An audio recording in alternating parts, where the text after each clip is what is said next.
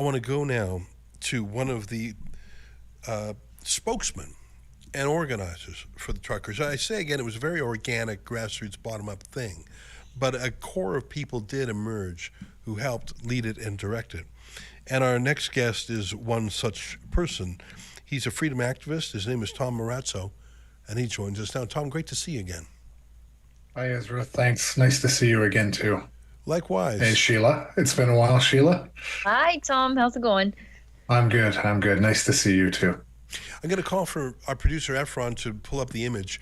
But Mark Carney, who's been living abroad for years, like he hasn't been in Canada for a decade, but every once in a while he would write an op-ed or more likely have someone else write it for him. And he wrote one during the truckers calling it sedition, Hmm. claiming that it was funded by foreign interests, baseless, by the way, and calling for the crackdown to be hard. Let me read the cover, the headline. It's time to end this sedition in Ottawa by enforcing the law and following the money. Let me read just a little bit more. This is from February 7th, 2022. Scroll down just a little bit. Or feel free to log in there or go to archive.ph. And yeah, it's behind a paywall. We're just here we go. Yeah, pump it up. Let me just read a tiny bit, Tom, because I just want to tell our viewers, especially our American friends, who we're dealing with here. So let me read. So the first have a bio. Mark Carney is an Ottawa resident and former governor of the Bank of Canada, the Bank of England. That's a lie. He was not an Ottawa resident. He lived in the UK when he wrote this. But let me read. He says, in our capital city, nice try. You lived in London, boss. In our capital city, many people have been terrorized. Really? For more than a week. Women fleeing abuse have been harassed. Really? Many elderly have been too afraid to venture outside their homes for groceries. Really? He was writing this from London, England. Families have Right. been deprived of sleep for days on end by the constant barrage of 100 decibel noise. This is disinformation. Control over the city's downtown core, which includes the parliamentary precinct, was ceded by the police and taken over by what the chair of the Police Services Board calls as an insurrection.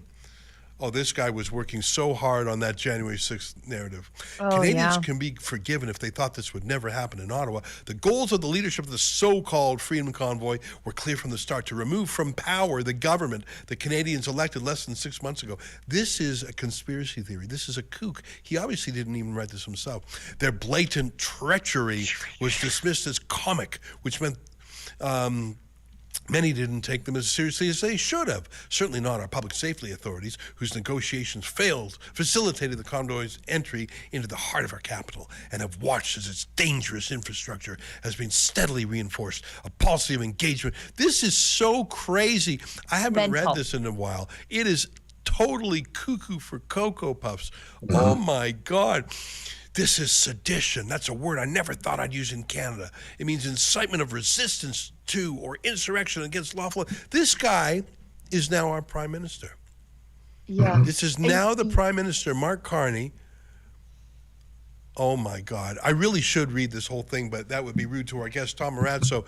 Tom, did you read this at the time? I have read this before, but it's been a while since it's fresh on my mind. Every fact in there is false. Yes. Every innuendo or accusation was rebutted. That kook, that's disinformation kook, that Yeah. censor is now our prime minister. What do you think of that? So Trish Wood recently did a big piece on this specific article, and I read it, and I read Trish's commentary on this particular article. And 7 February 2022 was a very very important day in the history of the convoy itself. We had Keith and Eva, our lawyers that were in the court up against Justice McLean in this injunction for the horns. But what's interesting is on that exact same day, I was actually negotiating with the Ottawa police, and it's the first time I met the city manager of Ottawa. And I was trying to negotiate, believe it or not, to get the porta potties that we rented and had up on Wellington Street cleaned out. In exchange, that we would reduce the horn honking till for 1 hour a day at lunchtime. And the city outright refused. The police refused. And then they turn around. You want to talk about disinformation? they accused us of defecating on people's lawns in the downtown. It's like nobody was defecating on anything. Did you ever consider that because the city shut down the whole downtown core, including the shopping mall, that maybe the homeless people who usually go into the mall to use those washrooms were doing those kinds of things on property? But that article came out on a day that really there was a lot of moving parts in the background. And for him, of course, I don't think he wrote that. Obviously, he got somebody to write it for him. But, he was so far out of position to even make any commentary. I don't understand why he was weighing in when he was nowhere near Ottawa, nowhere near the convoy, nowhere near the country at the time. And let me say this about uh, modern warfare, which is something I know a little bit about, but I want to preface it that I'm not a combat veteran. Fifth generation warfare. Fifth generation warfare, the battle space is between your ears. This is the first time that politicians are now actually, to use the analogy, able to pick up a gun and do the actual fighting themselves in the realm of mis and disinformation. And as you know more than anybody, the CBC, CTV, Global, the legacy media, who are the state broadcaster, the state propaganda wing of the Liberal Party, assist them wholeheartedly in this. And so you're seeing, the result of now politicians who directly get to go in and engage in modern warfare themselves through mis and disinformation that they create and then are supported by the greatest propaganda wing in the entire country, the CBC and CTV. So yeah, I found that article was really quite frustrating, very gross, and completely fabricated. And they So, don't even use the definitions properly. Yeah. They really wanted that same They movie did. script for January 6th, but they didn't get it. And if I can toot the horn of Rebel News for 1 second, Tom, forgive me. I think part of it was because of citizen journalists. Hmm. The regime media were writing Yes. their pre-prepared lines. In fact, they Yes. said, we're too scared to go out to talk to the truckers. They'll hurt us. Hmm. And a handful of citizen journalism just went out amongst them and showed the reality. I was saying to Sheila, during this campaign period, we just added it up today, and Rebel News has had about 320 million views and impressions over the last campaign. I think that's a lot. But during February of 2022, we actually had 400 million, Tom. We had more views of the trucker convoy than we've even had of this very intense election campaign. 400 million. We were actually larger than the average month of the CBC, that state broadcaster I was mentioning. I truly believe that ordinary people with cell phones speaking the truth, out-argued, out-convinced, out-videoed in this information battle, this fifth generation battle you were just talking about, as Alex Jones would say, this information war. I believe that cell phones and citizen journalists is what won it. And we'll see what happens tonight. Go ahead, I sir. agree. No, I agree. I mean, you got to think Alexa Lavoie, I was there the day, I wasn't with her at the moment when she got hit in the leg by the projectile from the police, but there she was, the only, media outlet that was right there on the front lines. And who did they single out? Who did they single out? It wasn't the CBC or CTV that was on the front lines. There it is, right there. It was Alexa, and it was because it was Rebel, and the fact that they were covering an event that was extremely violent in our nation's capital. She was clearly wearing, you can see it there, she's got her media credentials on. Everybody knows who she is. There's a camera with her and a microphone, and she was the one who was singled out. I mean, this is the type of behavior that we expect to see in third world countries, not here in Canada, right? So I'm glad to hear that you have an enormous reach and an enormous amount of coverage, because the world got to see the truth of what this government was willing to do to its own people and how far they were willing to go. And on top of that, how far the police were willing to go to do the bidding of the people that just paid their salaries. You're so right on that. And let me just talk about Alexa, who is one of my favorite people in the world, and she's right now at the Conservative Party headquarters. which shows you that the Conservative Party itself has changed. Tom, I know you remember that at the time, the leader of the Conservative Party was a red Tory. Now, for our American friends, that would be like saying a rhino, Republican in name only. Red Tory is what you call it in a place like Canada. His name was Aaron O'Toole. He was for the carbon tax. He said, "Oh, I'm calling it a carbon levy. That's different." And when the truckers came to town, he issued a fatwa to all of his MPs, saying, "Don't talk with them. Don't meet with them." Well, that was too much. And the first political victory of the truckers was to eject Aaron O'Toole as the leader of the Conservative Party, which led to Pierre Poilievre, who, like all men, is flawed and has his weaknesses, but is much stronger on this issue, went out to greet the truckers, and I think believes more in freedom and conservative ideas. The truckers were a catalyst for that. And what's so amazing about the truckers is there was no party backing them, there was no financier, there was no regime media, there was nothing in the establishment whatsoever. It was severely normal people, working class people, people from a variety of backgrounds. The trucking industry in Canada is very mixed race. There's Indigenous people, there's lots of Francophones, there's lots of Sikhs. So you have all these people of different backgrounds. And again, it defies that narrative of January Sixers. It just didn't work. It was, I say again, that was the moment. You can look at Trudeau's polls. That's when it started to go down. Unfortunately, Trump's taunts of the 51st state have scrambled that. Sheila, let me bring you in. I've been yapping too much, but the convoy is one of my favorite things in the world. I think it was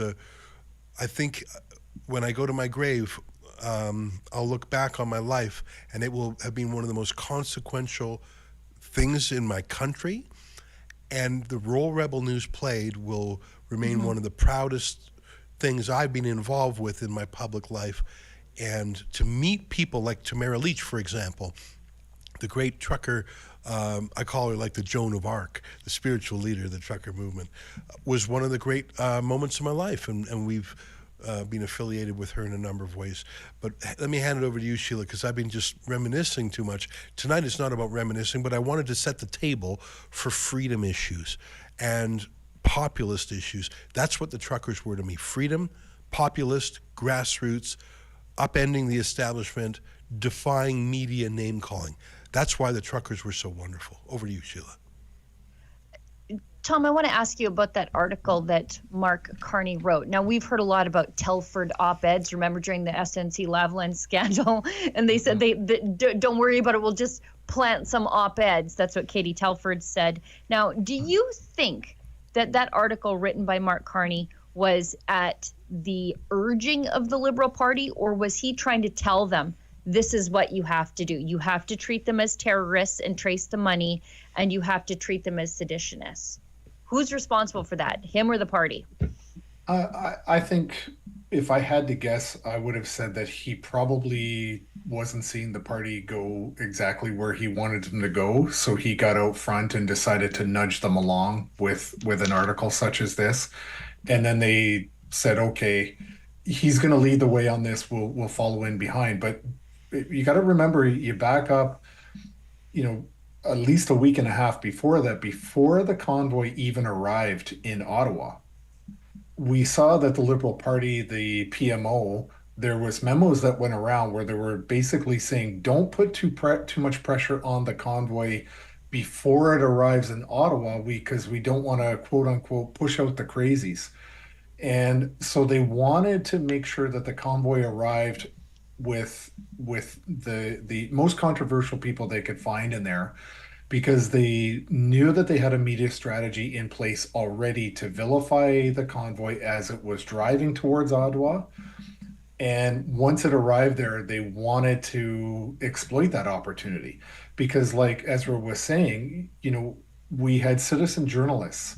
You had people that were live streaming constantly and letting the viewers and the supporters at home know what it was really like in Ottawa through videos like TikTok and other live streaming platforms. So I think the Liberals understood that they were going to have to come up with a way to counteract our ability to get the word out. And I remember being in a meeting the second day that I was there, telling, some of the people I was with, We have to get the people in the trucks to do personal stories to back home and tell everyone what's it like to live in the truck right now. What is it like here in Ottawa? So it kept the supporters at home informed, but it was also our best way to counteract what we knew the legacy media was going to do. And we knew that the strategy, to go back to January 6th, I heard the term January 6th almost daily. We knew that the attempt by the media and the government was going to be painting us as a January 6th. And again, this is where the Nazi flag came in the Confederate flag, which we all know was either RCMP or CSIS, one of the two. It had nothing to do with us. And yet that was the headline. That was something that they could grab in the media and then pile on with these op-eds and pile on with these other different narratives that they were pushing out into the soft heads of CBC consumers across Canada that didn't bother to look at the TikToks or the citizen journalism that was actually taking place in real time. Sorry, it was a long answer. No. Go ahead, Ezra. Tom, that was very interesting that, again, they tried to set it up. Like you say, they wanted the most rambunctious people coming. While you were talking, I was listening out of one ear, but my eye was wandering, and I was looking at some of the results, and I would like to give a little bit of an update. Of course, Pierre Poilievre, like I said, had a 20-plus point lead that has been evaporated. And as of today, my favorite pollster, David Coletto, basically said there was a 2 or 3 point gap, but pretty close, but within the margin of error. But what I have noticed in Atlantic Canada, which is a very liberal-friendly place, the Conservatives are holding their own, so they're not losing anything, which I had worried about. And in fact, I've seen, if I'm not mistaken, a little bit of a pickup, Go ahead, Sheila. Sorry, just out of the corner of my eye, they picked up a riding that they thought was lost, that the pollsters thought was just going to stay liberal. The Conservatives took long-range mountains by a huge margin.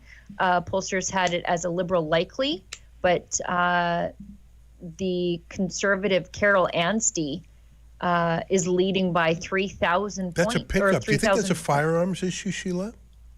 Could be. You know, looking at the Could map, also be a tariff issue on exported seafood, that kind of thing. That's a significant jump. So it's beating an incumbent by such a margin. I wonder what that is.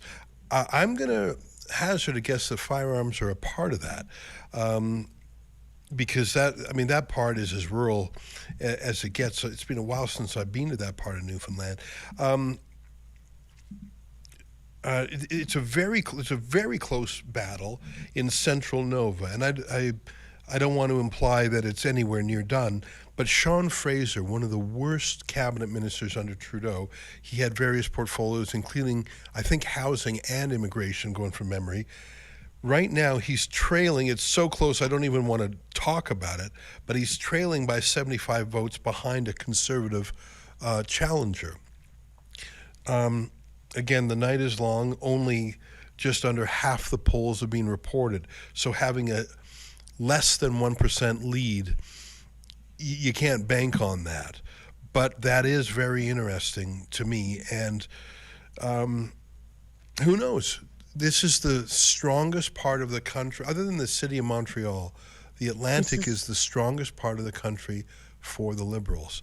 Sean Fraser losing his seat? Sorry, yeah, that's what I meant to say.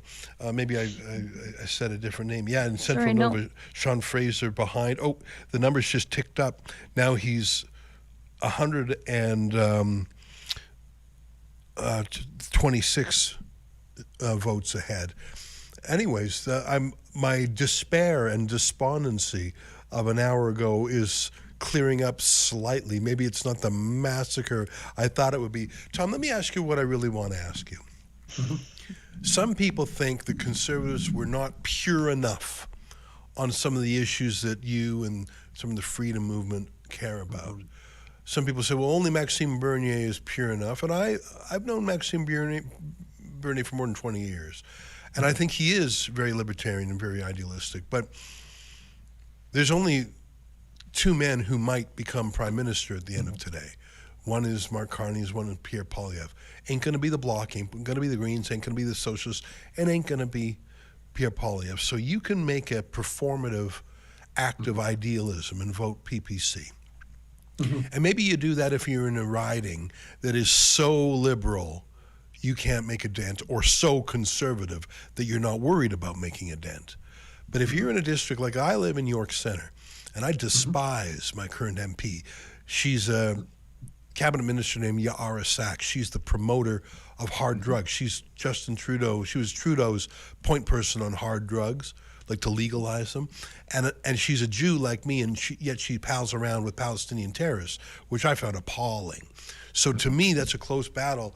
I voted early. I just, it was so important to me not, like, there's two people who are going to win there, and it can't be the bad guy. I think sometimes there's a strain of conservatism or libertarianism that is sort of like people being a vegetarian. They want to tell everybody, I'm vegan. Yeah, I know you're vegan. Yeah. How do you know if someone's vegan? Oh, don't worry, they're going to tell you. How do you know if someone is PPC? Well, they're going to tell you because it's a kind of righteousness exercise for them, how pure they are compared to you, and you're sullied and they're unsullied. To me, voting PPC in 2025, as much as their policy, I admire their policies on immigration. I'm a zero immigration man myself, if you want to know. I was as freedom-oriented on COVID as you can imagine. I was on the no-fly list like you because I wasn't jabbed. But if you're voting for the PPC on a day like today, to me, you're an unserious person. Change my mind. Well, I look at it this way. I know for a fact that Maxime Bernier doesn't believe he's going to be the prime minister. He's not going to win this election. He knows that. I've seen him publicly say it. And I want to say, I agree that Pierre Poilievre, he had a 20-point lead, and this was his election to lose. But I want to modify that slightly and to say that nobody in the early, let's say the last 5 to 6 weeks of Trump's tariffs, nobody factor into their calculus the effect that these Trump tariffs were going to have on the Canadian election. I think by and large, the biggest reason that the Liberals are leading right now is because of Trump derangement syndrome in this country. That's why I think that the Liberals are doing as well as they're doing. I don't think it's fully because Pierre Poilievre had blundered or bungled this election. I think it's more to do with Trump, to be perfectly honest, which tells you that the electorate is looking more at the Americans to influence our election today than they're looking at the actual candidates. That's a little bit troubling to me. At the end of the day, my view is there was a lot of fundamental things about the Conservatives that I really, really did not fundamentally agree with. And I look at the history of both the Conservatives, the Liberals, and I believe that the Conservatives have had 8 different iterations of the Conservative Party, since Confederation, where I think the Liberals have had 2 max. And it tells you this story about conservative-minded people in Canada and what it's like to get along, because Conservatives can't seem to get along with one another. And, to go to your point about, the PPC voters will tell you they're a PPC voter. I would say this. I really don't like the way that the PPC voters treat conservative voters, and I really don't like the way the Conservative Party voters treat the PPC. I think, and I've been saying this for over a year, the behavior of both people, both groups or both camps or both tribes, let's put it that way, has actually been pretty disappointing and really frustrating. I don't think it's necessary. I don't think shame should even come into this debate, but somehow it does. We're supposed to be freedom-minded people, but we get upset with other people's freedom of choice, and we make it known, and we vilify, and we attack each other. But I will say this, I think in a sense it's a good thing that we've uncovered this multi-level of division that Canada is now experiencing. I've never in my life, in my 52 years, I have never seen a Canada so divided and so angry with fellow Canadians in so far apart on just fundamental issues. And I think what it's done for me is really clarified that the deliberate attempt by the former liberal governments, especially in the 70s, if we go back to multiculturalism in 1970, if we look at the deliberate attempt by our governments in the past to strip Canada of its identity, of Canadians of their sense of belonging, they've been extremely successful, and I think this election shows that in the division, in the fact that even conservatives fight amongst conservatives and can't get along on fundamental issues. Tom, I And so got to that's jump in frustrating. because I got my eye on the clock and we have to have a few things. We've got to read some super chats and we got to clear the decks because our next guest speaker is getting ready. But Tom, it's great to connect with you. I will go to my grave with the satisfaction that we were on the right side of history during the trucker convoy. And I myself am not a trucker, although now Rebel News has a truck, I'm delighted to say. But we were, the whole world was inspired. I travel around the world from time to time, Tom, and I talk to freedom-oriented people around the world, and almost invariably, someone mentions the Canadian truckers. It actually was a moment where Canada inspired the world in a good way for freedom.